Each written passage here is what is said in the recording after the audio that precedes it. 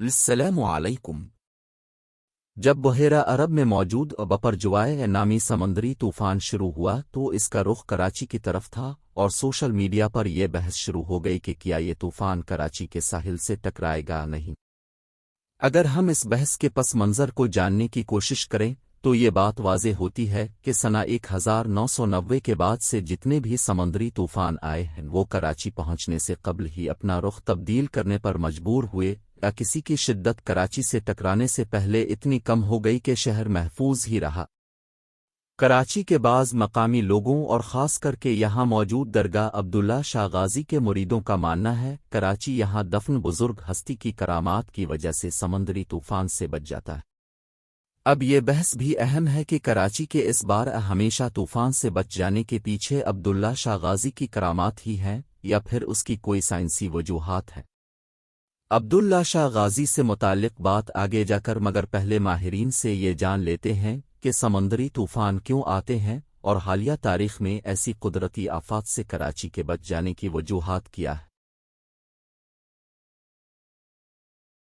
Quaid Azam university میں شعبہ earth sciences کی پروفیسر ڈاکٹر مونا لیزا نے BBC کو بتایا کہ دنیا کے اکثر ممالک اس طرح کے سائیکلون کو روکنے کے لیے دیگر پیشگی اقدامات کے علاوہ ساحل سمندر پر دیوار تعمیر کرتے ہیں تاکہ طوفان اس دیوار سے ٹکرا کر زیادہ نقصان کا باعث نہ بنے۔ ان کے مطابق کراچی 3 پلیٹس انڈین، یوریشیا اور ریبین کی باؤنڈری پر واقع ہے جو سمندری طوفان کے لیے قدرتی رکاوٹ ثابت ہوتی ہے۔ ان پلیٹس کی وجہ سے سمندری طوفان کو گھومنے کا موقع نہیں ملتا اور پھر یہ رخ موڑ لیتا ہے۔ یوں اپنی جغرافیے کی وجہ سے کراچی ہر بار بچ نکلتا ہے، تاہم ڈاکٹر مونا لیزا کے مطابق اس کا یہ مطلب ہرگز نہیں کہ ہر بار یہ پلیٹس اس شہر کو محفوظ رکھ سکتی ہے۔ وہ کہتی ہیں کہ اب قدرتی آفات کا ایک تسلسل ہے اور کم وقت میں یہ آفات دیکھنے میں آ رہی ہے۔ ان کے مطابق یہ سمندر خود بھی عریبین پلیٹ پر ہی واقع ہے۔ ڈاکٹر مونا لیزا کے مطابق جہاں یہ پلیٹس کراچی کے لیے اہمیت اختیار کر گئی ہیں وہیں یہ پاکستان کے لیے بڑے خطرے کا سبب بھی ہے۔ پاکستان اور خطے میں زلزلے بھی ان پلیٹس کی موومنٹ کی وجہ سے آتے ہیں۔ یوں یہ سب عناصر مل کر قدرتی آفات کے امکانات کو بڑھا دیتے ہیں۔ ان کے مطابق Pakistan 3 high active plates margin پر واقع ہے جس وجہ سے یہ ملک عالمی حدت اور ماحولیاتی تبدیلی سے سب سے زیادہ متاثرہ ہے۔ ان کے مطابق یہی وجہ ہے کہ اب زلزلے بھی بہت کم وقفے سے دیکھنے میں آ رہے ہیں۔ ڈاکٹر مونا کے مطابق رقبے کے لحاظ سے پاکستان ان پلیٹس کی بہت چھوٹی سی جگہ پر واقع ہے مگر اس کے اثرات پاکستان پر کہیں زیادہ مرتب ہوتے ہیں۔ ڈاکٹر مونا لیزا کا کہنا ہے کہ ایک طرف پاکستان کو گلشرز کے تیزی سے پگھلاؤ جیسی صورتحال کا سامنا ہے جو سیلاب کا سبب بنتے ہیں کیونکہ اس وقت دنیا کی دوسری اور تیسری بڑی چوٹیاں پاکستان میں ہیں اور وہیں یہ صورتحال زلزلوں اور سمندری طوفانوں کو بھی جنم دے رہی ہے۔ ان کے مطابق پاکستان اس چیلنج پر قابو پانے کے لیے تیار نظر نہیں آتا اور اس وقت ہمارا انحصار باہر کے ممالک کے ڈیٹا اور تحقیق پر ہی ہے۔ ڈاکٹر مونا لیزا کے مطابق انڈیا نے اس حوالے سے بہت کام کیا ہے اور ان سائیکلون سے نمٹنے سے متعلق میکنزم بہت بہتر بنایا ہے۔ سمندری طوفان کیوں آتے ہیں؟ ڈاکٹر مونا لیزا نے BBC کو بتایا کہ ایسی تمام قدرتی آفات جن کا تعلق پانی سے ہوتا ہے ان کی بنیادی وجہ ٹیمپریچر یعنی درجہ حرارت ہوتا ہے۔ ان کے مطابق پاکستان میں جون کے مہینے میں سطح سمندر پر درجہ حرارت میں 2 سے 3 درجہ حرارت اضافہ دیکھنے میں آیا ہے۔ چیف میٹرولوجسٹ ڈاکٹر سردار سرفراز کے مطابق سادہ الفاظ میں سائیکلون درجہ حرارت اور ہواؤں کے دباؤ کی وجہ سے پیدا ہوتے ہیں۔ ان کے مطابق درجہ حرارت اگر اس سمندری طوفان کو جنم دیتے ہیں تو پھر ہواؤں کا دباؤ اس کے رخ کا تعین کرتا ہے۔ سردار سرفراز کے مطابق مئی اور جون میں بحیرہ عرب، شمالی انڈیا اور بے آف بنگال میں یہ سائیکلون بنتے ہیں تاہم ان کے مطابق گزشتہ برس یہ سائیکلون سرے سے بنے ہی نہیں۔ چیف میٹرولوجسٹ سردار سرفراز کہتے ہیں کہ ان سمندری طوفانوں کا تعلق سب ٹراپیکل ونڈ سے ہوتا ہے۔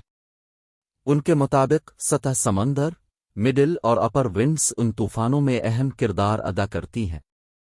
ان کے مطابق جب سمندر کا ٹیمپریچر سطح سے لے کر 50 میٹر نیچے تک 26 سے 28 درجے سینٹی گریڈ ہو جاتا ہے تو پھر یہ اس کی علامت ہے کہ کچھ گڑبڑ ہے۔ اس صورتحال میں زیادہ بخارات بننا شروع ہو جاتے ہیں۔ جب مزید اوپر یہ بخارات جاتے ہیں تو گرم ہوا اوپر جا کر ٹھنڈی ہو جاتی ہے اور یوں ڈائیورجنس شروع ہو جاتی ہے۔ ان کے مطابق 40,000 فٹ بلندی پر جب یہ ہوائیں ہوتی ہیں تو پھر یہ سائیکلون یعنی سمندری طوفان کی وجہ بن جاتی ہے۔ یہ ایسا ہی جیسے سلنڈر میں ہوا بھرتے رہیں اور پھر وہ اوپر سے مسلسل نکلتی رہے۔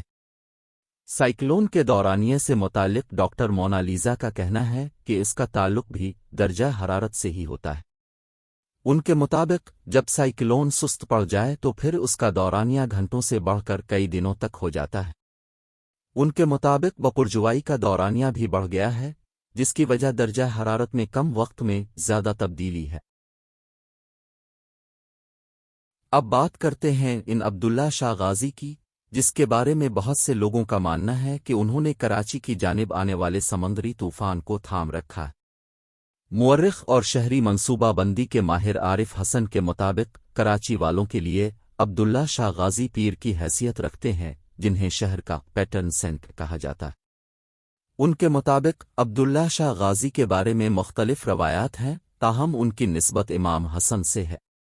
ان کے مطابق کچھ روایات میں ہے کہ عبداللہ شاہ غازی امیہ سلطنت کے خلاف جدوجہد کرنے آئے تھے اور پھر وہ لڑتے ہوئے شہید ہو گئے، تاہم ایسی بھی روایات ہیں کہ شکار کرتے ہوئے ان کی موت واقع ہوئی۔ تاہم عارف حسن کہتے ہیں کہ بھلے سمندری طوفان کراچی سے نہ ٹکرایا ہو مگر یہ شہر کئی طوفانوں سے ہو گزرا ہے۔ مصنف و تجزیہ کار ندیم فاروق پراچا نے BBC کو بتایا کہ وہ عبداللہ شاہ غازی کے مزار کے قریب ہی رہتے ہیں۔ ان کے مطابق یہ ایک چھوٹا سا مزار ہوتا تھا جس کی توسیع وزیر اعظم ذوالفقار علی بھٹو کے دور میں ہوئی اور اب یہ ایک بڑا مزار بن چکا ہے۔ ان کے مطابق انہوں نے جتنی بھی تحقیق کی اور کتابیں پڑھی ہیں ان میں عبداللہ شاہ غازی کے بارے میں ایسی تفصیلات درج نہیں۔ ان کی رائے میں 19 صدی میں انگریزوں کی بھی لکھی گئی کتابوں میں کراچی میں عبداللہ شاہ غازی کے مزار کا ذکر ملتا ہے مگر باقی کوئی زیادہ تفصیلات نہیں۔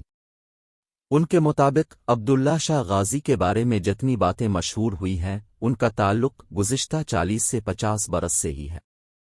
ندیم فاروق پراچا کے مطابق اس طرح کی باتیں پہل مذاق کے طور پر کی جاتی تھیں مگر اب لوگ ان پر یقین بھی رکھتے ہیں۔ محقق عقیل عباس جعفری بھی کراچی کے رہائشی ہیں۔ ان کے مطابق عبداللہ شاہ غازی پر سبت جعفر کے چھوٹے بھائی سبت اصغر اور ماری صبا ٹوانا نے کتابیں لکھی ہیں جن سے یہ پتہ چلتا ہے کہ عبداللہ شاہ غازی نفس زکیہ کے بیٹے تھے۔ وہ کربلا کے واقعے کے بعد بنو امیہ کے مظالم سے تنگ آ کر دیگر سیدات کی طرح دیگر ممالک کی طرف کوچ کر گئے اور پھر کراچی پہنچ کر یہاں تبلیغ کی، تاہم ان کا کہنا ہے کہ چونکہ وہ امام حسن کی 5ویں پشت سے تھے تو یہ یقین سے کہا جا سکتا ہے کہ وہ محمد بن قاسم کے بہت بعد میں یہاں آئے تھے۔